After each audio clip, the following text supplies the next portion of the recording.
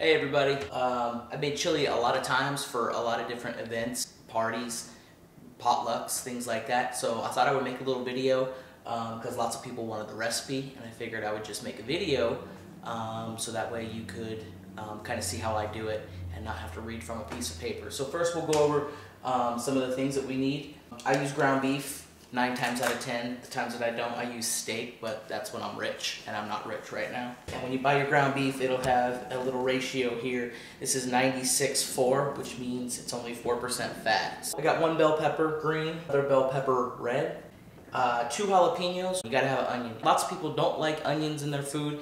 If you leave the onion out, it won't make that big of a difference, but for those of us who like onions, use a whole onion. 3 of these little yellow chilies.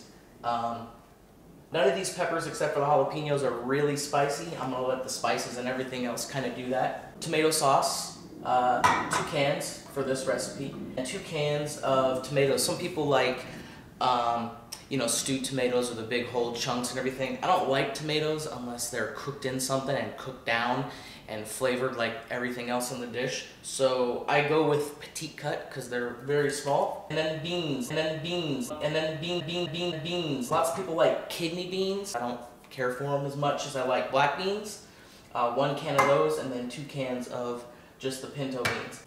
And then I flavor my chili with beer. Right from the start, I simmer some of the beef in the beer. Get a regular beer, don't get a light beer. Light beers don't have nearly the flavor. Then last but not least, tomato paste. You put this in at the very end, and I'll show you that later on. That's that as far as ingredients go. We'll get to the spices and everything later. But right now, we'll go ahead and chop some veggies. Alright, so now it's time to chop up our vegetables. As far as how you chop all these up, that's up to you. What I do is all of the peppers and everything, I chop up to about the size of the beans that are going to be in the chili. So you figure the beans are probably, you know, the size of the end of your little finger. The onion, I chop smaller.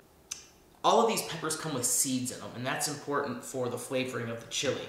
You don't need to throw all the seeds in, but you don't want to leave all the seeds out. Me, I'm an expert chopper. I can chop all this stuff in probably about, I don't know, 15 or 20 seconds. With that said, we'll go ahead and we will get chopping.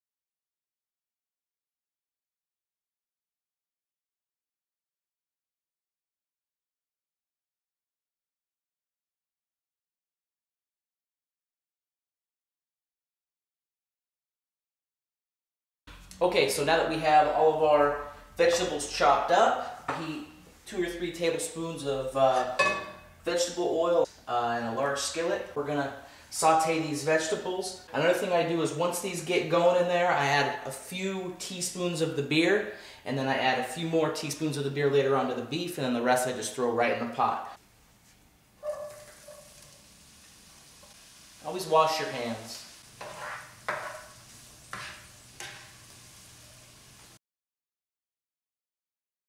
While you're doing this, that's when I normally empty all these cans into this bad boy.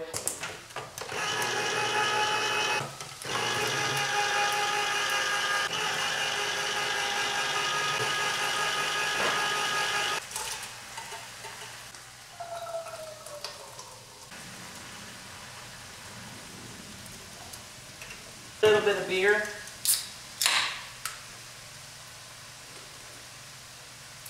Make sure the can's not bad. Just a little bit in here. Alright, so these are about done. Ready to go into the big pot. Now, there's lots of juices in here. There's the beer in here. There's a little bit of the oil in here. So I want to leave some of that in the skillet to flavor the beef. So what I'm going to do is I'm just going to take scoop after scoop of this stuff and add it to what I have here. Kind of leave the juice and the beer in there, still cooking. If you're going to make homemade chili, there's no way to do it fast and have it taste as good as it would if you cooked it over a long period of time. And this is going to cook for 5 or 6 hours. Start cooking our beef here. So I went with about 3 pounds of meat in this. I like more meat in the chili than anything. We'll flavor it with a little bit more beer. And then we'll just pour the rest of the beer in here. Anytime you cook with alcohol, the alcohol is the first thing to evaporate out of it. So you're not breaking any covenants or laws or anything if you're cooking with alcohol. Alright, so as you can see, the beef is cooked and chopped, into little tiny pieces. You don't want to get a spoonful with just a big chunk of beef on it or a big onion or anything. You want a spoonful of everything, so that's why everything has to be small. We're going to go ahead and add this in there.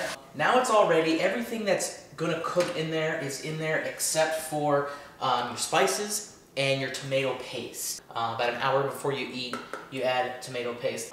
Crushed red pepper, you just need a little bit of this. Cayenne pepper is good if you like it spicy. I put a little bit of garlic salt in there too. Oregano, a little trick of the trade that I learned from Italian restaurants is if you use oregano, it's actually dried and it has oils in the oregano. So anytime you put oregano from a little thing like this in here, I always put a little bit in my hand and then I kind of crush it up like that so it breaks it up so those oils can release into the stuff. And you'll notice a difference if you make like spaghetti sauce or something. Basil, a little bit of seasoned salt, ground pepper, chili powder. And I wanted to talk about chili powder. You have to put sugar in there. There's a lot of tomato products in there. There's the diced tomatoes and the tomato sauce and the tomato paste. And it's all really acidic.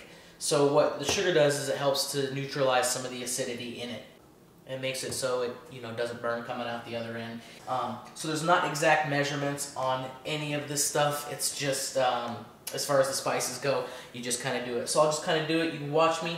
And then we'll go from there. Another thing to remember is a lot of people will put all their spices on top and then they will grab the first thing they see and stir everything down into it.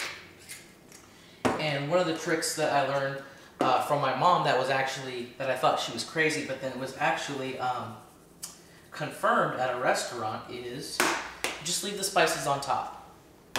And when you do that, you leave the spices on top and then you turn the heat on and you wait until it starts to bubble and then you stir them down in. And I don't know why that makes such a big difference, but it does.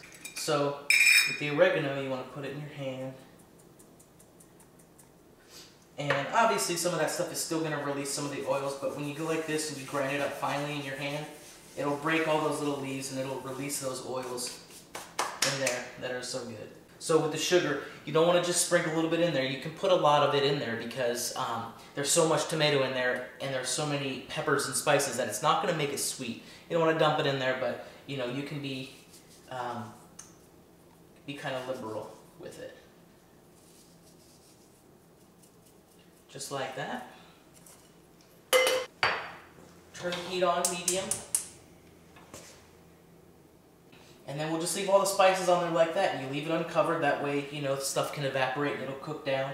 And we'll leave it like this for about a half hour or 45 minutes until it starts to bubble and everything gets warm. And then we'll stir all those spices down in there. And after that, it's just a waiting game. You wait 3 or 4 hours, then you add your paste, and you wait another hour, and you'll have chili. So we'll check back in on it in about a half hour or 45 minutes.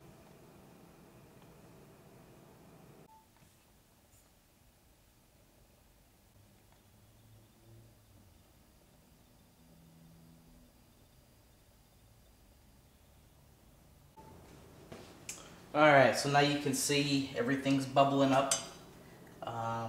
So now it's time to stir in all the spices. It's been about 50 minutes. That's it.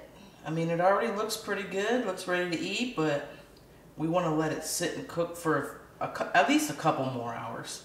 It's already been cooking for about an hour, so we'll let it cook for 2 more, maybe 3.